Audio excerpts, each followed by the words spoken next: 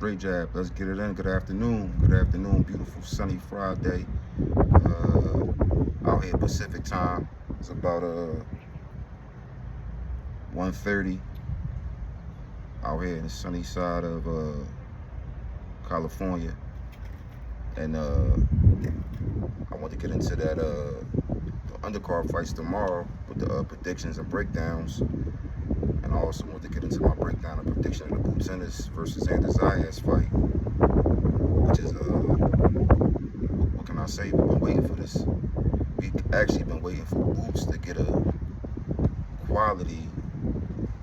Nah, I ain't gonna say quality, but a fight where as though he can get the respect that he been deserving. And also for Xander Zayas, this is the fight. This is the fight that makes you a man. Like when you lose or draw, he will be made a man after this fight. We gonna get into the breakdown of the fight and how I see that fight playing out. But I think the first fight on the card tomorrow is gonna be Jihad Tucker, and he fighting Yuri Sendino. Jihad Tucker at home. He's a New York guy. He a mover, not a super big puncher, but he's slick. He been in the camp for Boots and get some sparring in. And Yuri Sendino he can fight too. He's a puncher to me. I think this fight gonna go to a decision. I like Jihad Tucker to pull it off just because he is at home, but I think it's gonna be super close. Maybe by a round or 2 rounds. It's going to determine that fight. But the next fight on that list is my man, the showman. The showman, Ben Whitaker. If you know my channel, then you know that I'll be posting Ben because he honestly is I call him the showman because he do a lot of drunken moves, dancing moves, and but he's super slick. He's a super slick fighter. If he just calm down with all the antics, I think he'd be a future champion. He's going against a guy by the name of Papa Rivera. Papa Rivera is felt disrespected for them to bring a Ben Whitaker over here for his first fight in America against him. He like, I ain't that dude. So Papa saying he gonna, defend his turf, defend his home ground. He decent too. But when it came to a lot of them fighters like Papa, I ain't, maybe I gotta go ahead and start doing some highlight reels for you guys because y'all ain't really got no good highlights I can pull off of. Where I can see the power and explosion, you know what I'm saying? So I got my man Ben Whitaker because he's an Olympian. He got the backing behind him, so the talent's there. And he's just a slick motherfucker, like that. You know what I mean? Like he gonna do something in this fight that's gonna make me laugh. That's guaranteed. That's guaranteed. But for co-main, we got the young explosive, up and coming, super, super fast. Like he got it right now. Like he actually reminded me of like a Bam, like a young Bam, or he got that slickness to him. But fighting's in his blood, and he's gonna be built up soon. If he already fighting on his pay-per-view co-main, and that's Emiliano Vargas. He's a can't miss fighter. Like you blink your eye with him, you might miss a knockout. He's super sharp. I think he about like he young in his career, but he not a prospect no more. He thought this fight would be a former champ,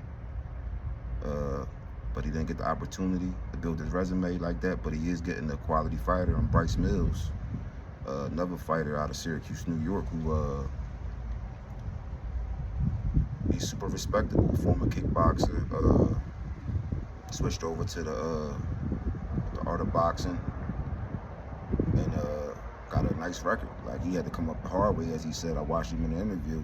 So when you come up the hard way in boxing, you usually the guy who is getting chose to get beat on. And through all that, he only got one loss, maybe two, I don't know. But he like 17-1 or 17-2. He's 30. He's a sturdy fighter. Will he be a test for Emiliano? No. On to the main event. Xander Zayas, boots tennis. How can I say this in a nice way?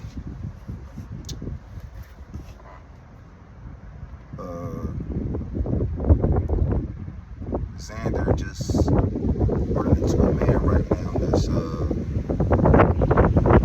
a path to greatness. Somebody that's locked in, tunnel vision on Undisputed. And I don't think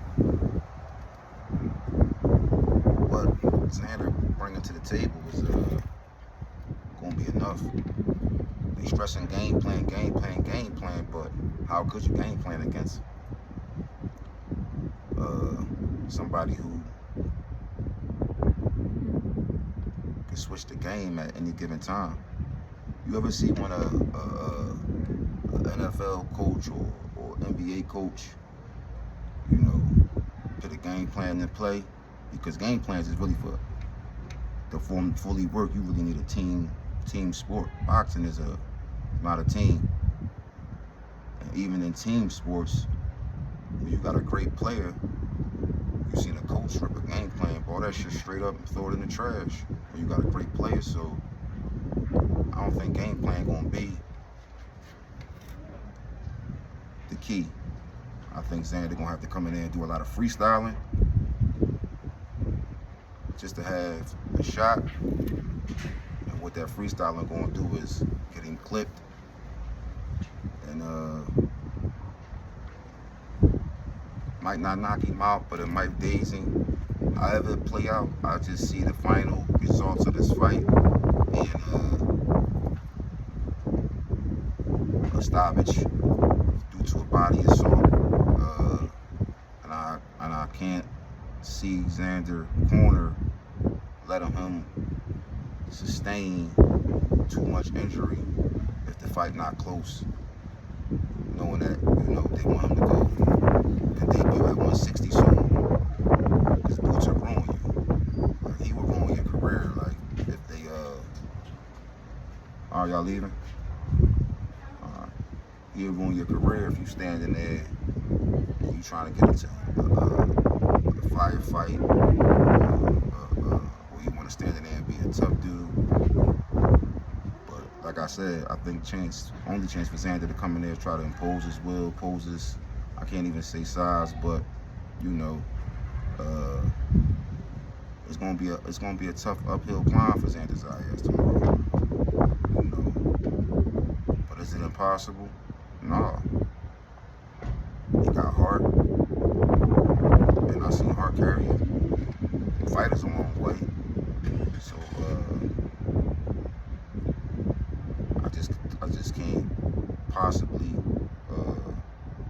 see him laying down, But I think the fact that he's not going to lay down, it might lead him to getting hurt or getting dazed or getting hit to the body.